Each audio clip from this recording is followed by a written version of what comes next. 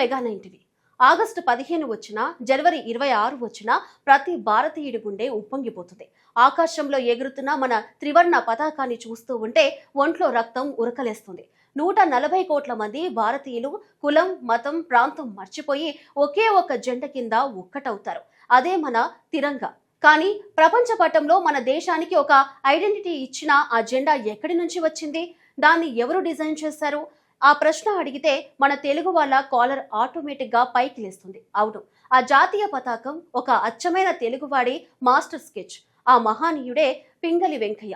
దేశం కోసం సర్వస్వం త్యాగం చేసిన నిస్వార్థ దేశభక్తుడు. కానీ ఎంత బాధాకరమైన విషయం ఏంటంటే, ఈ దేశానికి ఒక గుర్తింపు ఇచ్చిన ఆ మహనీయుడిని దేశం చివరి రోజుల్లో మర్చిపోయింది. ఒక పూరి గుడిసెలో పూట గడవని దారిద్ర్యంలో ఆయన కన్నుమూశారు. అసలు పింగళి వెంకయ్య లైఫ్ స్టోరీ ఏంటి? ఒక సైనికుడిగా మొదలైన ఆయన జర్నీ జాతీయ జెండా రూపకల్పనగా ఎలా మారింది? చివరి రోజుల్లో ఆయన చూసిన కఠిన పరిస్థితులేంటి?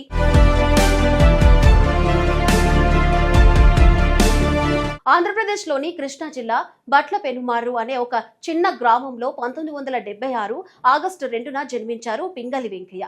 చిన్నప్పటి నుంచే ఆయన రక్తంలో దేశభక్తి ఉరకలేసేది. ప్రాథమిక విద్య మచిలీపట్నంలో పూర్తి చేసిన ఆయన కేవలం 19 ఏళ్ల వయసులోనే బ్రిటిష్ సైన్యంలో చేరారు. ఆ ఉద్యోగమే ఆయన జీవితాన్ని మార్చేసింది. బ్రిటిష్ సైనికుడిగా దక్షిణ ఆఫ్రికాలో జరిగిన బోయార్ యుద్ధంలో పాల్గొన్నారు. అక్కడ జరిగిన ఒక సంఘటన వెంకయ్య గారి గుండెల్లో అగ్ని పర్వతం రాజేసింది. ప్రతిరోజు ఉదయం బ్రిటిష్ సైనికులు వారి జాతీయ జెండా అయిన యూనియన్ జాక్ కు సెల్యూట్ చేసేవారు. భారతీయులైన వెంకయ్య కూడా ఆ పరాయి జెండాకు సెల్యూట్ చేయాల్సి వచ్చేది. నా దేశం కాని దేశపు జెండాకు నేను ఎందుకు సెల్యూట్ చేయాలి? 100 ఏళ్ల చరిత్ర ఉన్న నా భారతదేశానికి అంటూ ఒక జెండా లేదా అన్న ప్రశ్న ఆయనలో మొదలైంది. సరిగ్గా అదే సమయంలో దక్షిణ ఆఫ్రికాలో మహాత్మా గాంధీతో ఆయనకు పరిచయం ఏర్పడింది. ఆ పరిచయం భారత జాతీయ జెండా ఆవిర్భావానికి తొలి అడుగుగా మారింది.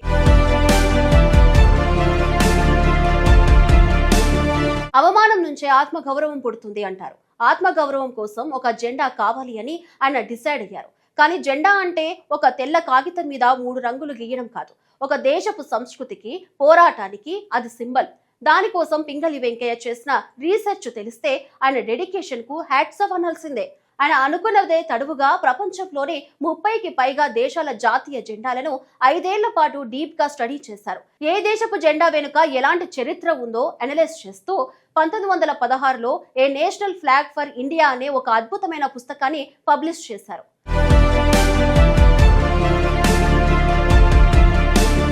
ఆ తర్వాత 1921లో విజయవాడలో అఖిల భారత కాంగ్రెస్ కమిటీ సమావేశాలు జరుగుతున్నాయి. ఆ సమావేశాలకు మహాత్మా గాంధీ వచ్చారు. అక్కడే గాంధీజీ చేతుల్లో ఒక జెండా నమూనాను పెట్టారు వెంకయ్య.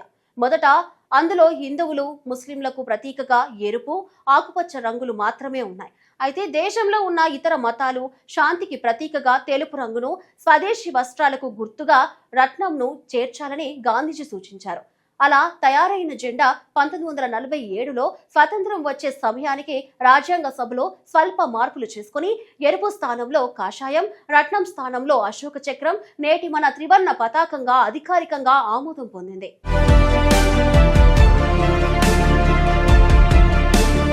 భారత జాతీయ పతాకం ఒకే రోజులో రూపుదిద్దుకోలేదు.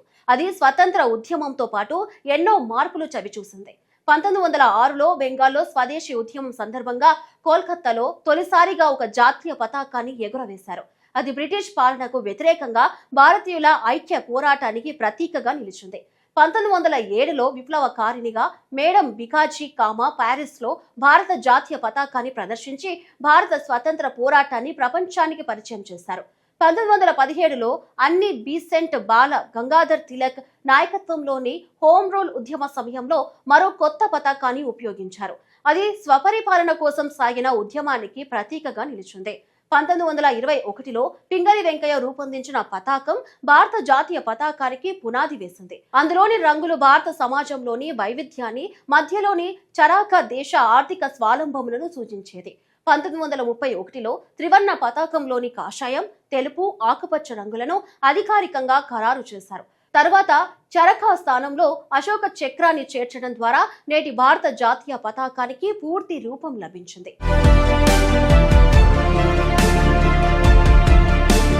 ఒక జెండాను డిజైన్ చేసి చరిత్ర సృష్టించిన వెంకయ్యని మనం కేవలం జెండా రూపకర్తగానే చూస్తాం. కానీ ఆయనలో ఉన్న టాలెంట్ అల్లాటప్పది కాదు. ఆయన ఒక సైంటిస్ట్, ఒక జియాలజిస్ట్, ఒక రైటర్, ఒక బహుభాష కోవిదుడు. అసలు పింగళి వెంకయ్య గారికున్న ఆ బిరుదులు ఏంటో తెలిస్తే షాక్ అవుతారు. పింగళి వెంకయ్య బహుముఖ ప్రజ్ఞాశాలి అనడానికి ఆయనకున్న బిరుదులే నిదర్శనం. వ్యవసాయ రంగంలో ఆయన చేసిన రీసెర్చ్ మామూలుది కాదు. కాంబోడియా పత్తి రకంపై ఆయన చేసిన అద్భుతమైన పరిశోధనకు గాను ఆయన్ని జనం పత్తి వెంకయ్య అని ముద్దుగా పిలుచుకునేవారు.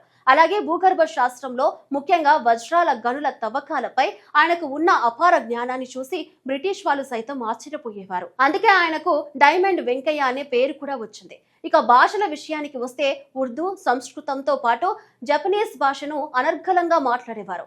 ఆయన జపనీస్ స్పీచ్ విని అందరూ ఆయన్ని జపనీస్ వెంకయ్య అని పిలవడం మొదలు పెట్టారు. ఒకే మనిషిలో ఇన్ని టాలెంట్స్ ఉండటం బహుశా చరిత్రలో చాలా అరుదు.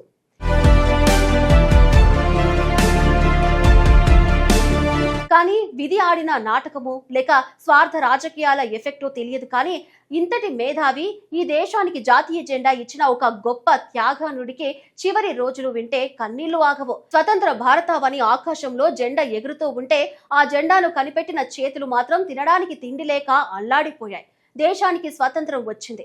ఢిల్లీ పీఠం మీద కూర్చున్న నాయకులంతా త్రివర్ణ పతాక నీడలో పవర్ అనుభవిస్తున్నారు.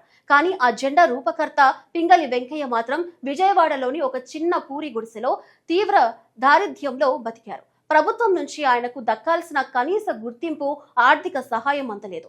దేశం కోసం బతికిన ఆ మహానీయుడు చివరికి 1963 జూలై 4న ఎవరికి తెలియకుండానే కన్నుమూశారు. దశాబ్దాల తర్వాత గానీ ప్రభుత్వాలకు ఆయన గొప్పదనం గుర్తుకు రాలేదు. 2009లో ఆయన జ్ఞాపకార్థం ఒక పోస్టల్ స్టాంపును విడుదల చేశారు. ఇటీవలే ఆజాదీ కా అమృత్ మహోత్సవ్ వేడుకల్లో ఆయనను జాతి స్మరించుకుంది.